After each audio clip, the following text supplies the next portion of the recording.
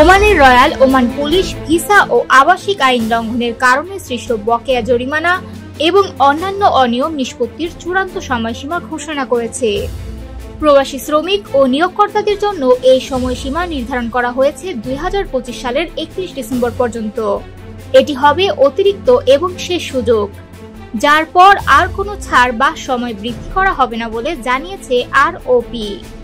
এক বিবৃতিতে royal Oman police জানিয়েছে, বিদেশি নাগরিক এবং তাদের নিয়োগকর্তাদের প্রতি আহ্বান জানানো হচ্ছে যেন তারা নির্ধারিত সময়ের মধ্যে নিজেদের আইনি অবস্থান নিয়মিত করার জন্য প্রয়োজনীয় পদক্ষেপ গ্রহণ করেন।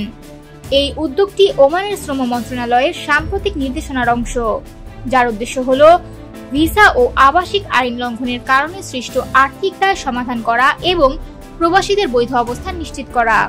বিবৃতিতে আরো বলা হয়, প্রবাসীরা এই সময়সীমার মধ্যে দুই ধরনের সুবিধা পাবেন।